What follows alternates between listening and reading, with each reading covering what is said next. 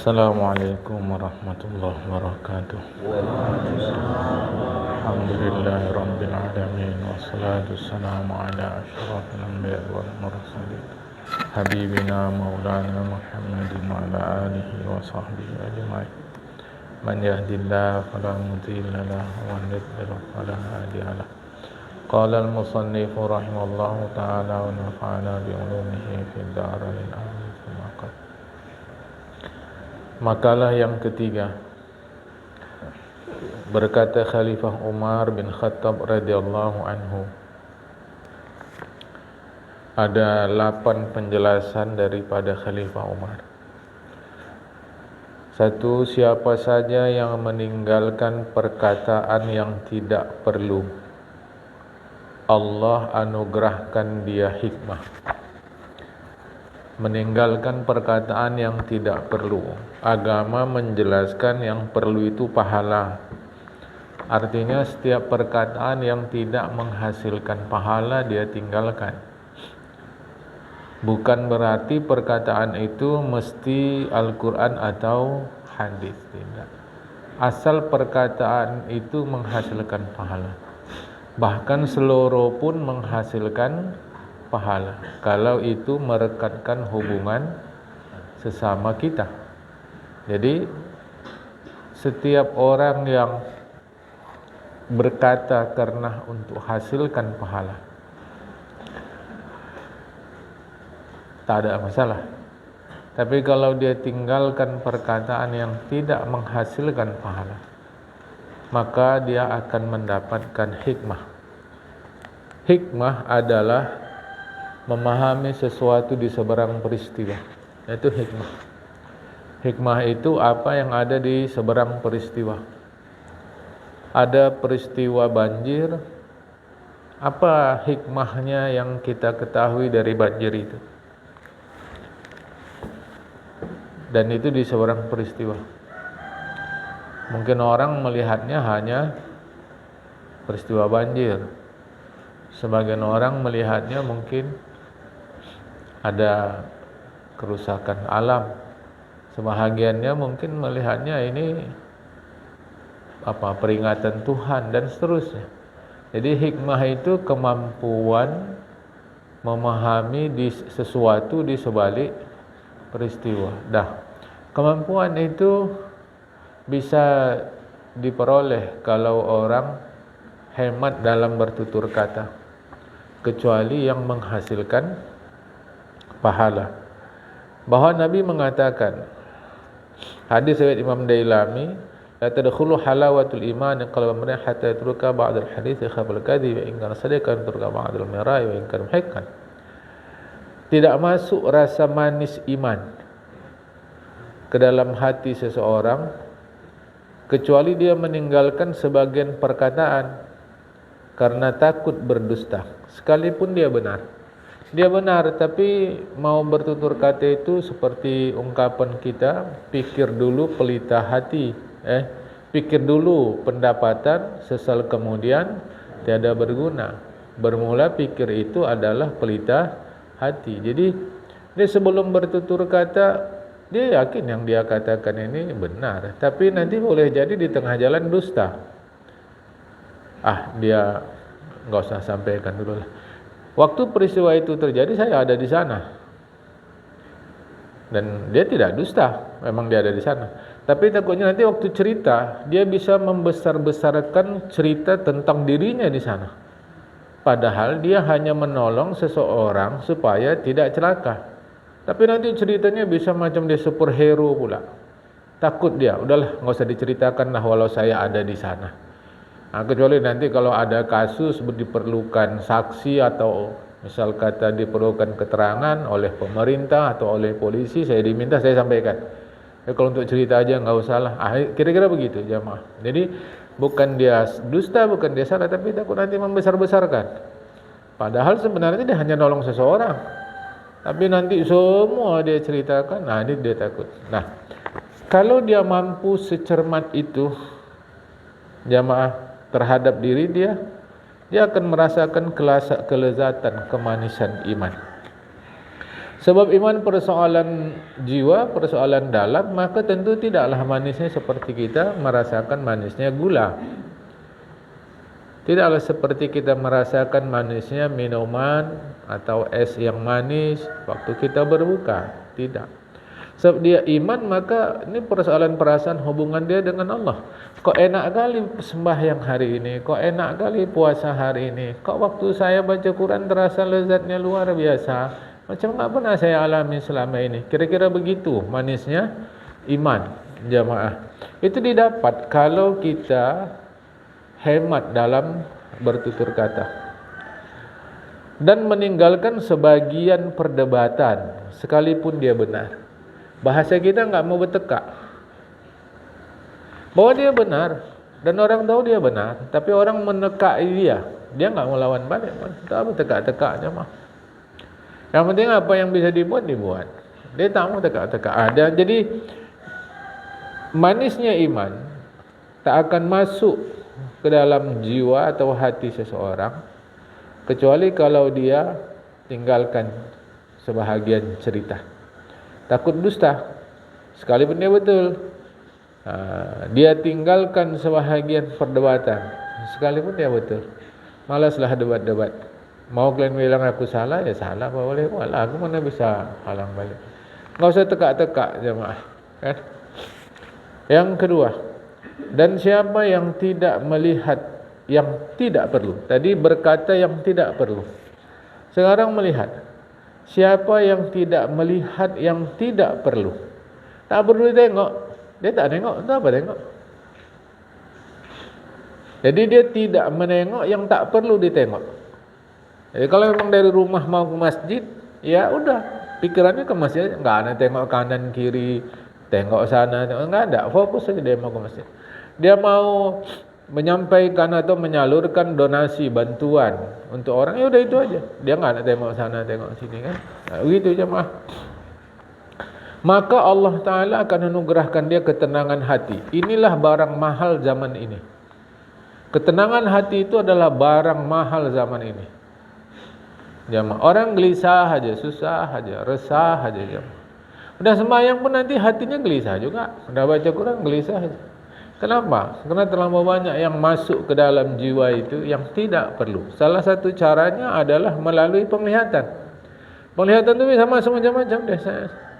Kalau dia tidak melihat yang tidak perlu. Tapi sekarang ini jangankan yang begitu ya jamaah.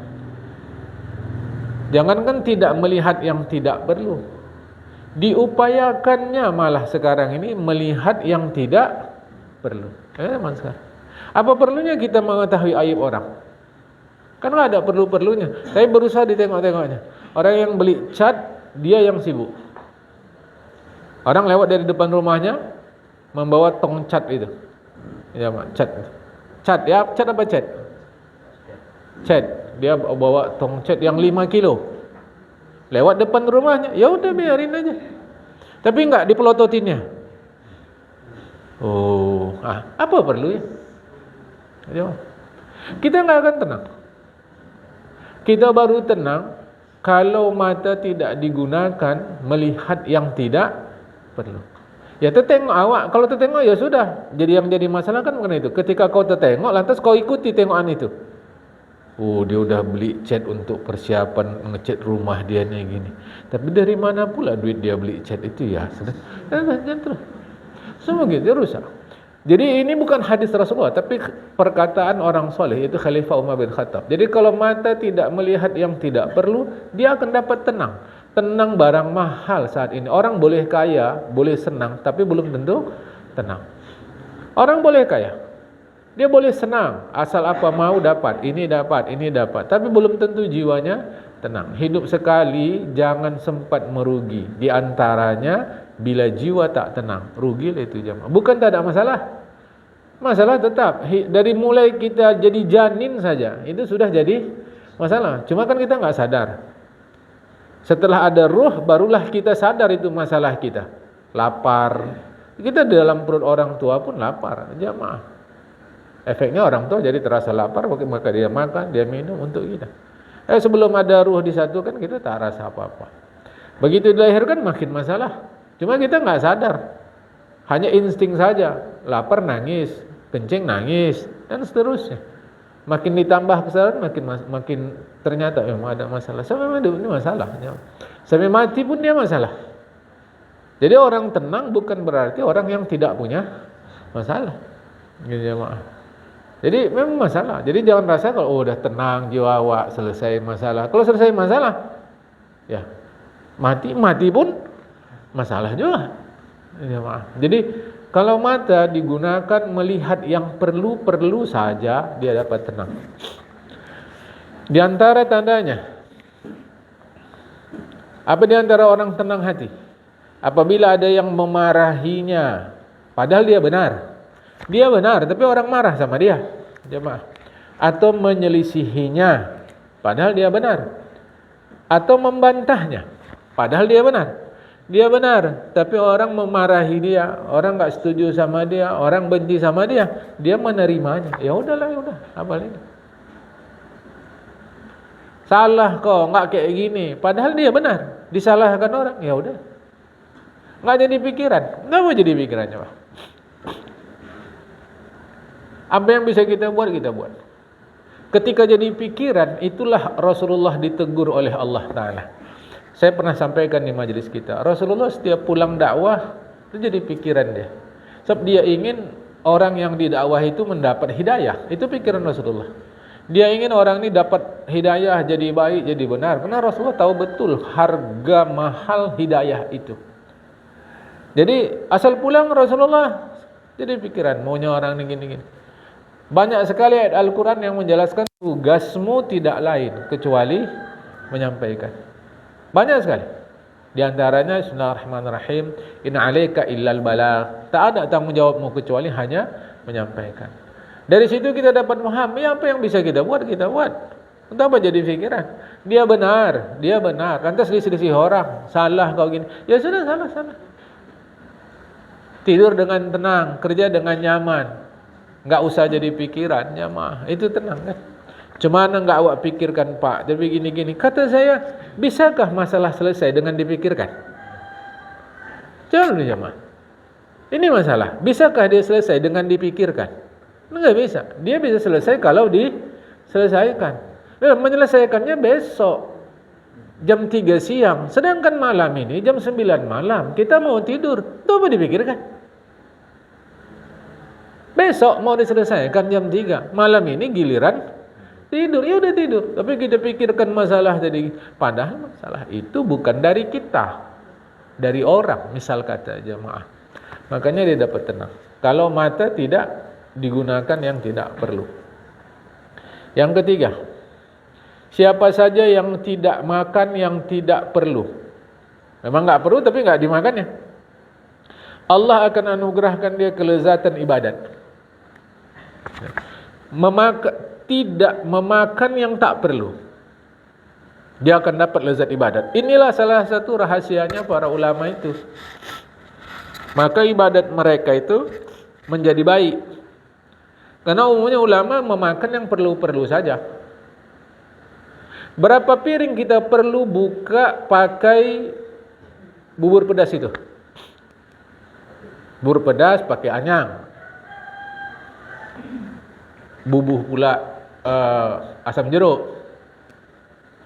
Berapa piring kita perlu? Ya kita yang tahu. Ternyata kita perlu 1 piring. Kita makan piring kedua. Nggak akan dapat lezat ibadat. Nggak akan dapat jemaah. Kan? Jemaah. Berapa banyak kita perlu? Kan? Oh, saya perlunya 2 gelas. Ya memang dia perlu 2 gelas. Lantas dia minum 3 gelas. Gelas ketiga itu membuat dia tidak merasakan lezat ibadat. Ya. Sebab memakan yang tidak perlu. Jadi kalau tidak memakan yang tidak perlu, dia akan dapat lezat ibadat. Apalagi kalau benda-benda lain yang memang tidak perlu tapi dia makan. Itu makin membuat tidak lezat ibadat. Contohkan sendirilah ya jamaah apa benda-benda lain. Hadis Nabi Muhammad SAW, riwayat Abu Syekh. Man sabara al-quti syadidi sabran jamilan askanahu Allah minal firdausi haitsu syaa. Siapa saja yang sabar atas kemiskinan yang dideritanya, dengan sebenar-benar sabar, Allah akan menempatkannya di dalam surga Firdaus sekehendaknya Allah Ta'ala. Jadi sabar atas kesulitan. Sabar atas kesulitan. Jadi, sabar juga udah kita kasih tahu. Maknanya adalah tepat dalam bersikap. Bukan sabar itu diam saja.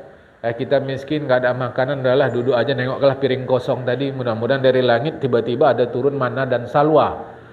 Seperti kepada Bani Israel, tiba-tiba nampak di piring awak. Atau cerita dulu, cerita dengan sedang dia ibadat-ibadat, saking susahnya, tunggu jatuh satu goni harta. Mudah-mudahan, buatlah. Kalau bisa begitu pula, nanti akan dia bantah kita. Ya kalau Allah mau, kata kita tak apa kau ngaji. Kalau Allah mau kau bisa jadi ulama. Gini jemaah. Kalau Allah mau. Kan penempatan yang tidak tepat. Bukan itu sabar. Lagi kita miskin ya sudah, berusaha. Apa yang dapat sadari.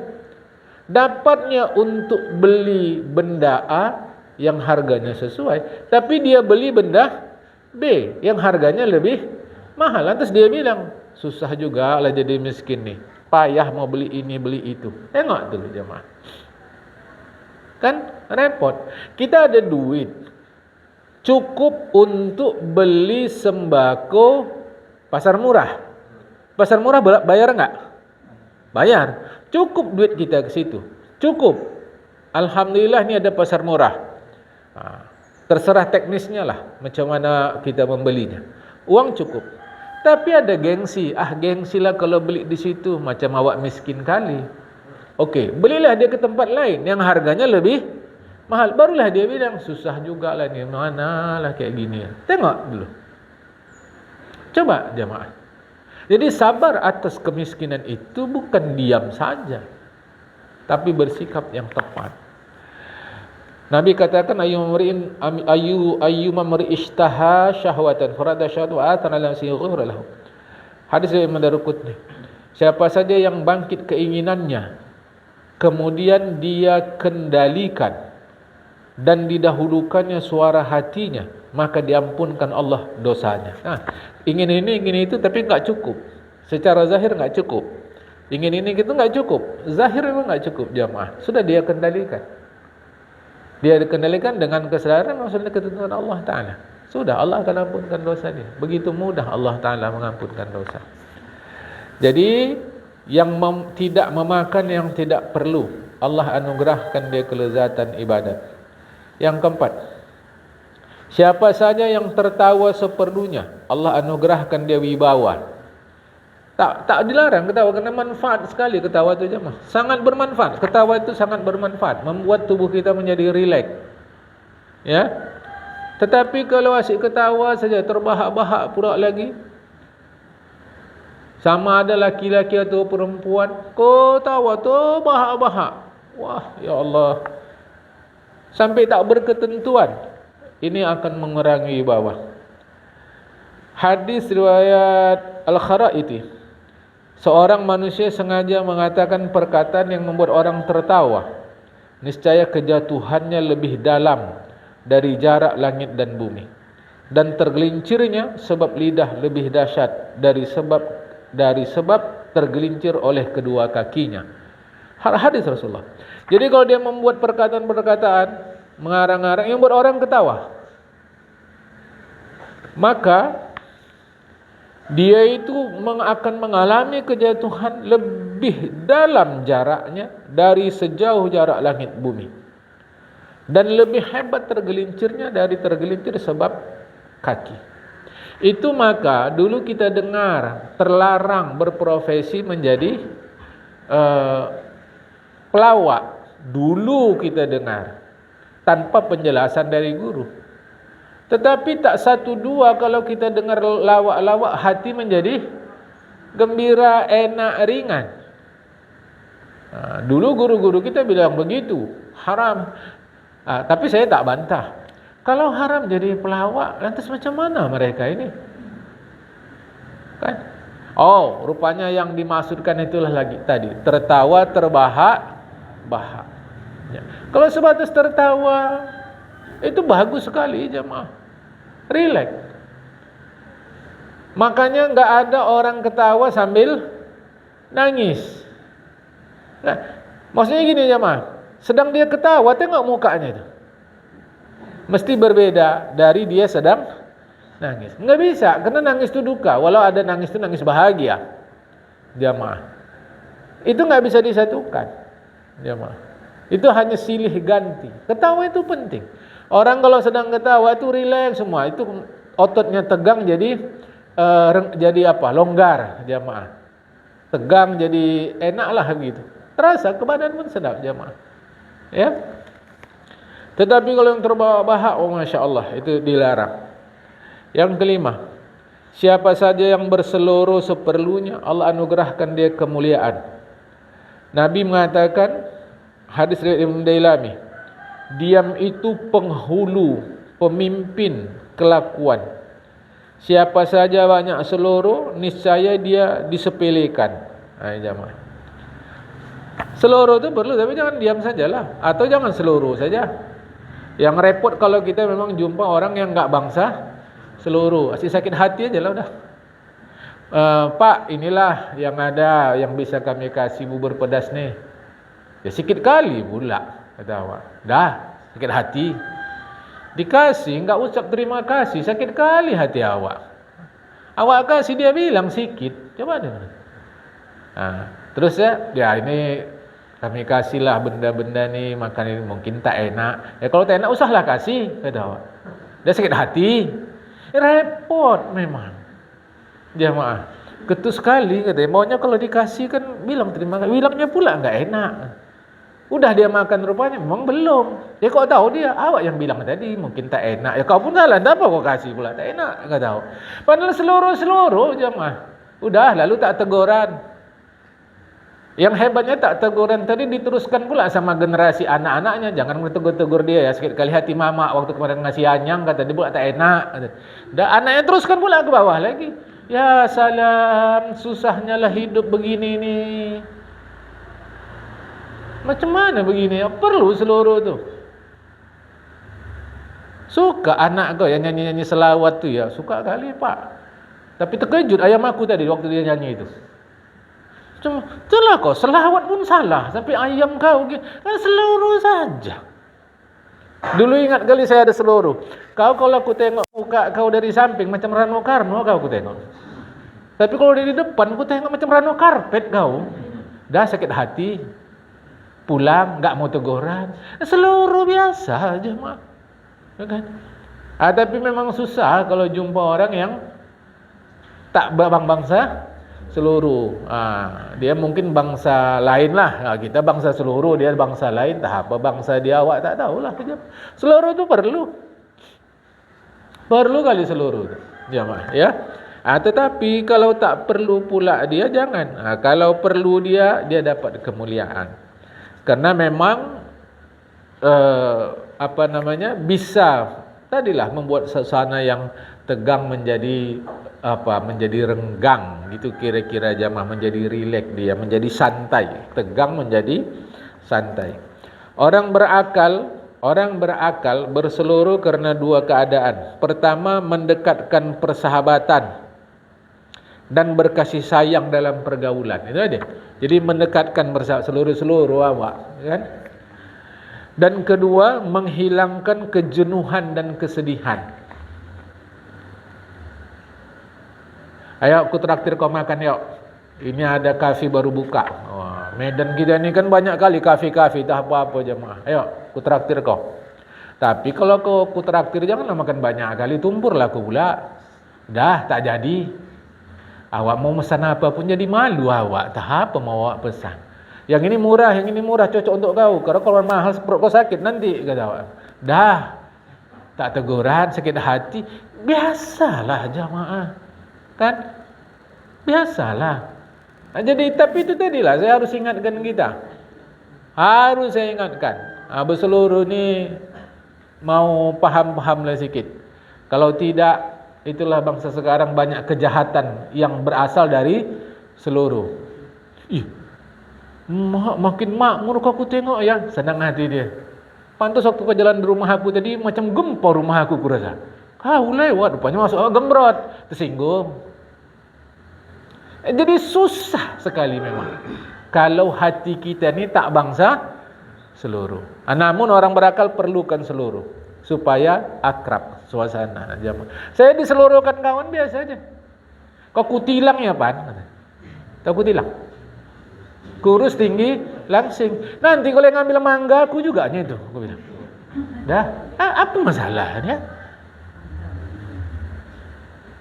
Macam-macam rambut-rambut orang. Kalau Zulfan rambutnya krisya kata orang. Keriting semak. Aku kalau agak panjang agak ikal dia sikit. Tak apa semak belukar. Masalahnya apa? Jamaah. Janganlah. Tapi tadilah ada yang memang hidupnya ni dia bangsa lurus macam kereta api. Awak ikut awak. Tak usah kalau kau ikut pecah nanti ban mobil kami ni. Dah tak ikut. Lalu pulang. Kenapa tak jadi kau ikut? Karena kalau awak ikut kata orang tu tadi, ban mobilnya bisa pecah. Jadi awak tak ikutlah awak. Ya Allah, ya salam. Ya, jamaah, ini penting seluruh itu, tapi kalau tak perlu jangan. Yang kedua, menghilangkan kejenuhan kesedihan. Okey, yang keenam, nasihat daripada Khalifah Umar bin Khattab. Siapa saja yang tidak mencintai dunia, Allah anugerahkan dia cinta akhirat. Saya harus bagi tahu, dunia ini jangan dicintai. Karena kita pasti berpisah. Untuk apa mencintai yang pasti berpisah? Tapi dunia ini kuasai. Supaya bisa kita gunakan menghasilkan pahala untuk akhirat. Kita ada duit mau beli mobil. Untuk apa cintai mobil? Ya beli saja. Apa gunanya? Kalau saya punya mobil bisa begini menghasilkan pahala, bisa gini hasilkan pahala, ya beli. Tapi untuk apa mencintai? Kita cintai pun si mobil tadi, dia pasti berpisah dari kita, pasti. Untuk apa mencintai sesuatu yang pasti berpisah? Tapi gunakan dia, jamaah. Jadi kalau sebab cinta tak bisa dua, tak ada dua cinta satu hati, itu mustahil. Bahkan Rasulullah pun begitu. Rasulullah istrinya 1 kata 9, 1 kata 11, jamaah. Nanti ada yang kata 13. Terserahlah, itu riwayat ahli sejarah lah. Akhirnya Rasulullah doa kepada Allah, ya Allah, inilah keadilan yang sanggup aku lakukan. Yang aku tak sanggup lakukan, intinya Rasulullah ingin minta maaf kepada Allah Ta'ala, mengharapkan kemaafan kepada Allah Ta'ala. Itu maka Aisyah cemburu sama Khadijah yang sudah meninggal. Karena asal duduk-duduk sendiri Rasulullah terucap Khadijah. Asal duduk sendiri. Jadi kalau ada di antara para suami sekarang yang beristri lebih dari satu dengan mengatakan sama kalian di hati aku, bohong. Tidak mungkin ada dua cinta satu hati. Bohong. Nabi begitu, jemaah. Nabi begitu. Artinya kalau tak ke kiri, ke kanan. Cuma kita hanya sanggup kalau kita punya istri lebih dari satu. Keadilan yang sanggup kita lakukan keadilan luar. Keadilan dalam macam mana? Rasul sendiri tak sanggup lakukan. Bagian rasa. Maksud saya terkait dengan tadi. Kalau ada yang mengatakan saya cinta dunia juga cinta akhirat, bohong. Pasti bohong. Dia hanya boleh cinta kepada satu, duniakah atau akhirat. Lah kita terhadap dunia ini jangan dicintai, tapi manfaatkan untuk mendapat pahala sehingga jaya di akhirat. Ini jemaah. Berkali-kali sudah kita ngaji di sini, kalau kita bisa kaya, mengapa harus miskin? Mengapa harta kekayaan yang deras kita rasa datang, kok terasa kali banyak datang, kenapa kita tahan, kita tolak? Ambil saja, gunakan itu menghasilkan pahala. Zahirnya ABCD sama-sama jualan, belum tentu sama-sama laku itu. Belum tentu, jemaah. Benda yang sama, cita rasa yang sama, penawaran yang sama, layanan yang sama, belum tentu sama-sama laku. Lah kita kok terasa deras sekali lakunya, mesti ada sesuatu amanah Allah pada hal ini. Itulah kesempatan menghasilkan pahala untuk masuk ke dalam surga. Jamaah, ya. Dunia dan akhirat adalah dua pencari dan dua yang dicari. Pencari akhirat akan dicari dunia sampai sempurna rezekinya. Pencari dunia akan dicari akhirat sampai mati menjerat lehernya. Jamaah. Kalau kita cari akhirat, dunia dapat. Cari dunia, akhirat tak dapat. Tapi kok dicari juga di sini? Maksudnya akhirat yang mencari dia adalah mati. Orang yang mencari akhirat, dunia ikut. Orang yang nanam padi, rumput tumbuh. Belum ada sejarahnya orang nanam rumput, padi tumbuh. Orang mencari akhirat, dunia ikut. Kalau gitu artinya kita nggak boleh kerja cari duit, Pak. Sembahyang aja, puasa aja, zakat aja. Itulah karena dia salah paham konsep dunia akhirat.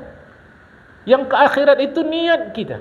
Apa saja yang kita lakukan mesti diniatkan untuk jaya di akhirat.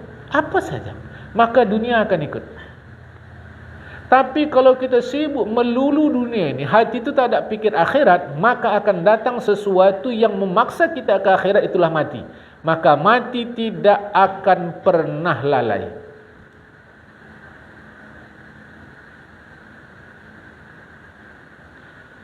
Mati yang kalian lari daripadanya, fa innahu mulaqikum. Mati itu sendiri akan menjumpai kamu. Ingat tu ayat Al-Quran tu. Tafiruna minhu fa innahu mulaqikum. Kalian lari dari mati, mati itu tetap mencari menjumpai kalian. Makanya Islam enggak pernah mengajarkan untuk lari dari mati. Ya, dipaksa mati pun kalau belum mati, tak mati juga. Tak mau mati, dasar mati, mati. Kan olahragawan itu sehat-sehat ya. Zahirnya lah kita tahu olahragawan itu sehat-sehat. Ada berapa banyak olahragawan sedang olahraga mati. Kalau secara adat mestinya yang lebih dulu mati orang kaya apa orang miskin? Miskin. Gizi kurang. Orang kaya, lengkap semua. Orang miskin gizi kurang. Tapi bisa yang miskin tadi umurnya 90. Yang kaya 36 is dead. Is dead, bahasa anak-anak saya dulu is dead. Jamaah. Jangan. Kalau Allah mau. Jadi tak usah diurus. Jadi kalau orang cari akhirat, dunia datang. Tapi cari dunia, dia tak mau akhirat, akhirat itu datang. Maksudnya akhirat itu datang yaitu mati. Jamaah. Tapi janganlah pula gara-gara ngaji begini pagi ini kita cari mati.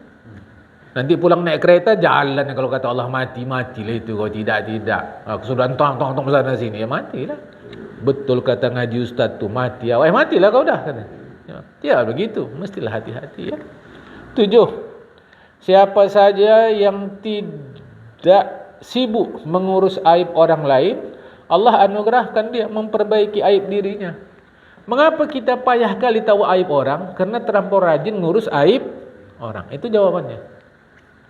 Sehingga kita nggak berani apa kekurangan awak. Kalau kekurangan orang tahu kali dia.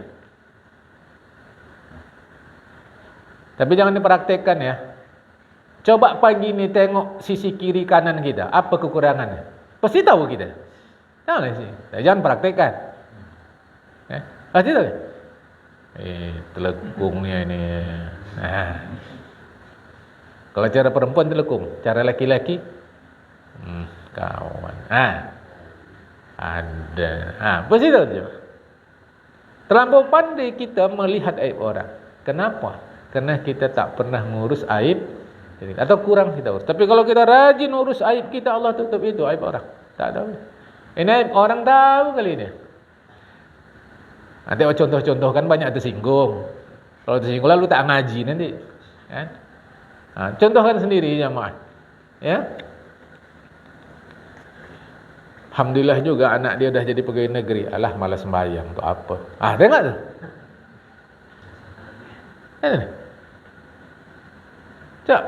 Cepat kali tahu jamaah. Ini enggak ada hubungan dengan kaya miskin nih.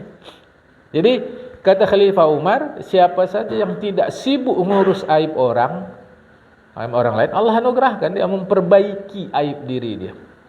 Nabi mengatakan, ada 6 penghapus amal. Amalan yang dah kita kerjakan tu hapus sebab 6. Pahala dah tak ada lagi lah, meskipun nanti khilaf di antara ulama. Yang dimaksud hapus di sini pahalanya hapus atau amal tu sendiri yang tak ada. Mana-mana pun itu tetap rugi bagi kita. Hapus amal ini apa maksudnya ini? Apakah pahalanya dihapus atau amalnya dihapus dari catatan? Mana-mana pun pendapat ulama itu pasti kita yang mengalami kerugian. Mana-mana pun jemaah. Ada 6 kata Rasulullah. Riwayat Imam Dailami. Pertama, istighalu bi'uyubil khalqi, sibuk mengurus aib orang lain. Aib orang lain diurusnya. Macam dia enggak ada salah. Jemaah. Dermawan kali tetangga kakak tu ya, dermawan. Tapi enggak usahlah ceritakan, payah nanti tu. Dengar ya? Tahu kali ni. Yang kedua, yang membuat amal hapus tu qasatul qalbi, keras hati. Bukan keras kemauan. Yang maksud keras hati di sini adalah egois. Tanda egois itu setidaknya 3. 1, dinasihati enggak mau nerima. 1, dinasihati enggak menerima. Beribadah enggak rasa lezat. Berbuat maksiat enak aja. Ya, Mak. Ini yang maksud keras hati di sini bukan keras kemauan. Keras kemauan diperlukan dalam hidup seperti air. Air itu keras sekali kemauannya jemaah. Dia mengalir ke bawah tu, kalau dihalangi dia ke atas. Dihalangi ke atas dia ke kanan. Dihalangi ke kanan dia ke kiri. Dihalangi ke kiri dia ngeresap ke bawah. Dihalangi ke bawah dia tunggu matahari untuk naik ke atas, nanti sirkulasi begitu terus air. Air itu keras kemauan. Dan Al-Quran mencontohkan hidup itu seperti air. Ada Al-Quran. Kama salil ma, kata Al-Quran, seperti air. Jadi hidup ini mesti keras kemauan, bukan keras kepala, bukan keras hati yang dimaksud egois. Orang egois enggak mau menerima nasihat orang lain, ibadah tak terasa nikmat, maksiat kok terasa lezat. Itu 3 di antara ciri orang egois. Jemaah. Jadi keras kepala ni membuat amal hapus. Dan cinta dunia. 3 ya. Mengurus aib orang, sibuk orang, keras hati, cinta dunia. Saya sudah sebutkan tadi ya. Kurang rasa malu, tak bermalu. Macam kita sekarang ni lah, tak bermalu lagi. Korupsi senyum-senyum. Sekarang korupsi gitu kan. Korupsi senyum-senyum, habis itu dada-dada pula tu. Dah pakai baju oranye pun dada-dada. Termasuk saya, termasuk kita. Sama. Kita pula juga kurang rasa malu. Kita muslimah yang tak puasa. Ada alasan apa? Haid. Laki-laki tak puasa, kapan haidnya? Udah tak puasa, tak malu pula makan di depan umum. Coba lagi. Oh, ini enggak depan umum, Pak, di restoran, tapi ditutup. Yang nampak kaki. Itu lebih ngeri lagi. Ngapa ada kaki aja, tak ada badan, tak ada kepala? Tutup semua, Pak, kaki pun tak nampak. Lebih mengerikan. Kenapa? Kenapa dari dalam kita dengar suara tangtung, tapi tak nampak orang? Jin pun kalah. Dah tak ada malu lagi. Muslimah yang haid pun dah tak ada malu lagi. Walaupun kau haid boleh tak puasa, ngapa makannya di luar? Belinya minuman boba tadi di luar, minum di luar. Nampak semua, memang dia tak puasa, memang dia haid, di situ tak ada masalah. Malu tu jemaah, kenapa tak dijaga? Dan seterusnya. Kalau awak terangkan secara spesifik halus nanti ni, lalu tak ngaji lagi ni, tersinggung. Awak tak ada niat singgung-singgung, wallahi tak ada niat-niat sama sekali. Jadi kalau dah hilang rasa malu, itulah dia, hapus. Panjang angan-angan, dah kita kaji ni, bahasa Arabnya tulul amal. Panjang cita-cita. Jadi enggak boleh cita-cita, Pak. Boleh. Tutup dengan insya-Allah. Mengapa? Karena sedetik di depan setelah ini kita tak tahu hidup atau tidak. Atau hidup atau mati kita tak tahu. Karena itu tutup dengan insya-Allah. Sama ada di mulutkah, di hatikah, mesti ada insya-Allah. Jadi yang terlarang itu kalau tak ada pakai insya-Allah. Itulah menjadi panjang cita-cita. Sebab nanti orang bilang berarti berencana tak boleh, cita-cita tak boleh. Boleh. Masa macam kita tak bercita-cita untuk sampai akhir Ramadan, untuk sampai Idul Fitri. Masa tak bercita-cita begitu? Bercita-cita. Tetapi mesti ada insya-Allah. Bila tidak, itu masuk panjang angan-angan. Yang terakhir daripada sabda Rasulullah, tidak berhenti merugikan orang lain. Tidak berhenti merugikan orang lain. Artinya zalim, jemaah. Ini menghapuskan amal. Jangan zalim, ya. Yang ke-8 nasihat Umar bin Khattab. Siapa saja yang tidak membahas zat Allah akan dianugerahi selamat dari kemunafikan dalam keyakinan. Itu yang berkali-kali saya sampaikan ke kita. Jangan urus urusan Allah. Jangan urus urusan Allah. Kita selamat dari kemunafikan. Surga, memasukkan kita ke surga, urusan siapa? Allah. Jangan urus. Urusan kita adalah mematuhi perintah Allah Ta'ala. Jadi kayak mana? Allah ni macam, enggak usah pikir-pikir. Kita jemaah. Karena ada sempat ceritanya ngaji 20 bisa buat orang gila. Kalau ngaji sifat 20 bisa buat orang gila. Jadi kalau ngaji itu kita buat sifat 10, setengah gila lah. Macam mana mengaji bisa gila? Itu kan keliru jemaah. Oleh karena tadi yang diurusnya zat Allah, diri Allah. Kita tak perlu sampai sana. Tak perlu. Yang kita urus adalah kita. Itu macam tadi saya katakan. Bisa tidak orang jualan es tengah malam di tengah hutan laris? Kita kan selalu pakai, ya kalau Allah mau, kan kita selalu pakai itu. Bisa nggak kira-kira? Oh nggak bisa, baru kita bilang kalau Allah mau. Itulah kita mengurus urusan Allah.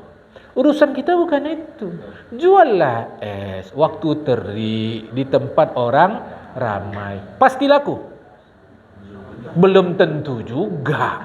Tetapi setidaknya kita mengurus urusan kita, bukan mengurus urusan Allah. Kau punya anak gadis, kau cium-ciumlah sikit di lingkungan kau siapa lajang yang mau kawin.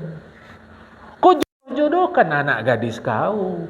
Ini kau pingin aja di rumah diam gitu. Ya kalau Allah mau datangnya tu jodoh nanti. Dah kata awak hidangkanlah di depan mata dia mie Bangladesh. Yang di Bangladesh sendiri tak ada. Di Indonesia ada.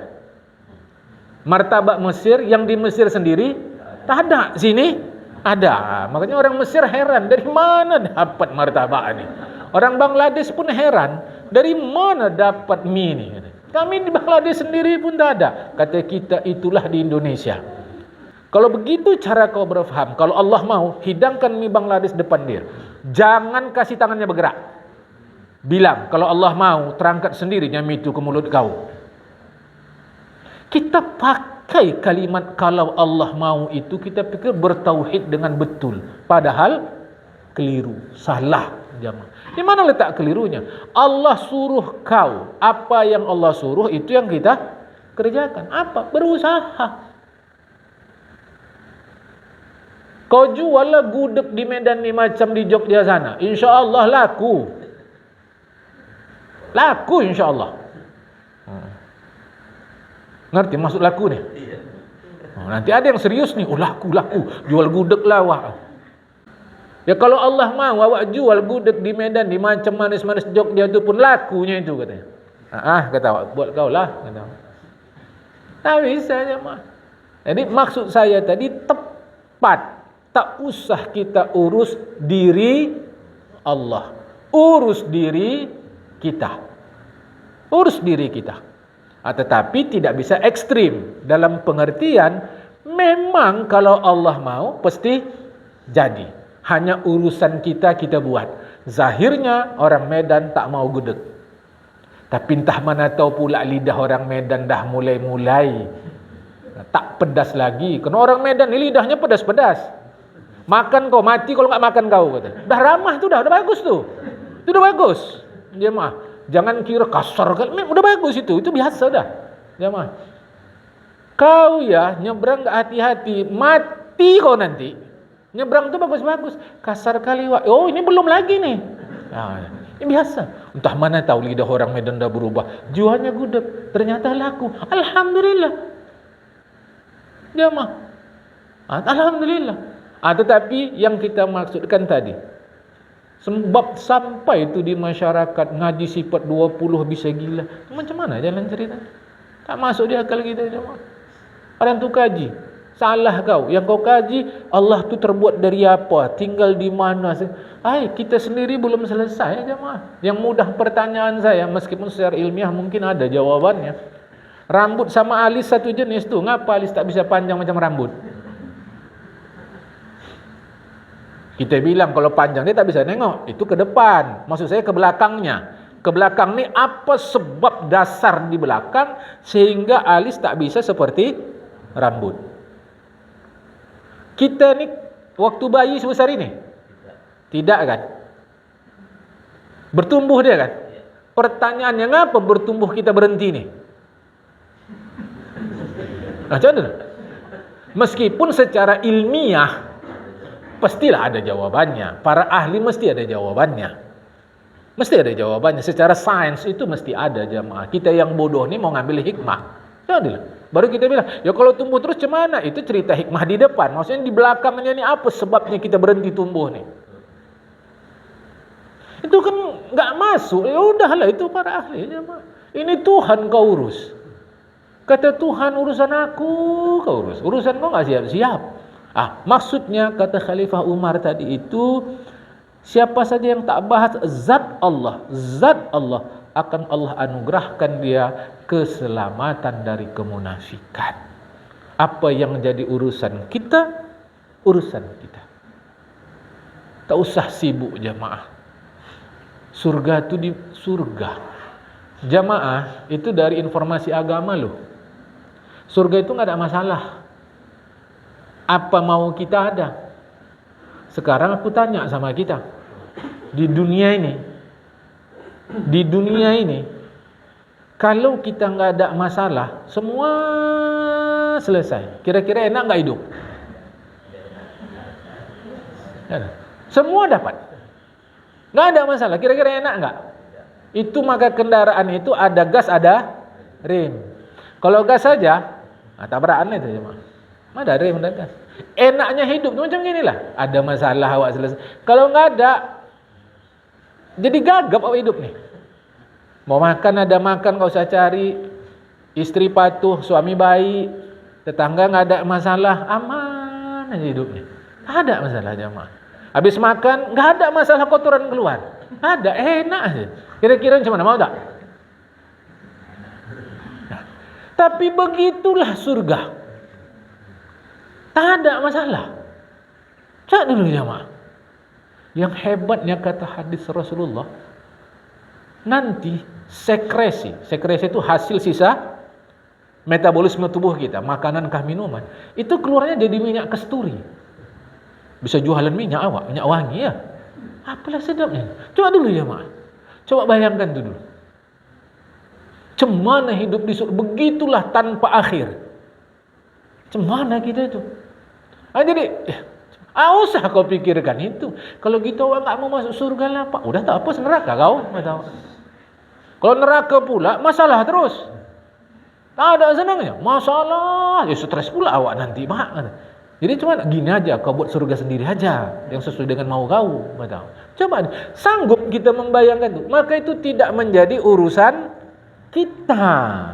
Urusan kita adalah patuhi perintah Allah. Selesai. Jauhi larangan Allah. Awak sejak ibtidaiyah tu tahu dari guru jemaah. Di surga tu ada sungai susu. Apa tak bersemut? Apa ada? Ini ada nih kita yang kalau cium susu mual. Di surga macam mana itu? Ada surga tu madu pula. Surga susu, surga madu, surga khamar. Sungai susu, sungai madu, sungai khamar, sungai biasa. Al-Quran tu. Kalau sungai khamar, Cocok juga lah bisa tenggen awak. Di dunia payah kali tenggen. Cuma itu saya sejak ibtidaiyah. Jamaah. Sejak ibtidaiyah. Jadi kalau Sungai Madu madu apa sekarang nih? Madu multiflora, madu Yaman, atau madu apa nih sekarang nih? Kalau madu, kalau madu asli kan nggak ada semut. Jamaah, madu asli yang ada piring awak terbang. Itu tanya orang, Pak, apa tanda madu itu asli? Kalau kau bawa pulang madu asli itu, piring di rumah kau terbang, bini kau ngamuk, kau diusirnya, itu tanda madu asli, kata awak. Nggak ngerti juga awak, Pak, suruh laki kau cari madu. Ngerti lagi kau tuh, jamaah. Mana masuk pikiran kita tuh, jamaah? Buah-buahan surga itu sambil duduk pun bisa awak petik. Kalau malas bergerak, sakit tulang lah. Mana itu? Coba dulu. Kan itu di luar kuasa pikiran kita. Itulah kata Khalifah Umar bin Khattab. Tak usah bincangkan zat Allah. Kau selamat dari kemunafikan. Alah, kalau gitu kan selama ini kita bincang Allah itu bersifat ABCD. Sepanjang ada penjelasan dari para ulama, sudah. Jamaah, sudah, lebihnya kita tak urus. Dapat paham insyaallah. Oke, sampai sini dululah pada pagi hari ini. Makalah yang keempat kelima, kalau Allah ridho, akan kita baca pada hari Ahad akan datang. Ya, makalah keempat ya. Keempat. Yang di bawah itu baris ketiga dari bawah salah itu. Baris ketiga dari bawah sebelah kiri kan keempat juga. Itu kelima. Saya salah tulis, jemaah. Ya, paling 3 baris dari bawah sebelah kiri. Itu kan keempat juga. Mestinya kelima. 3 baris dari bawah sebelah kiri. Paling bawah, 3 baris dari bawah. 1, 2, 3 sebelah kiri. Itu kan keempat. Mestinya itu kelima, jemaah. Ya, kalau Allah ridho akan datang kita ngaji lagi. Assalamualaikum warahmatullahi wabarakatuh.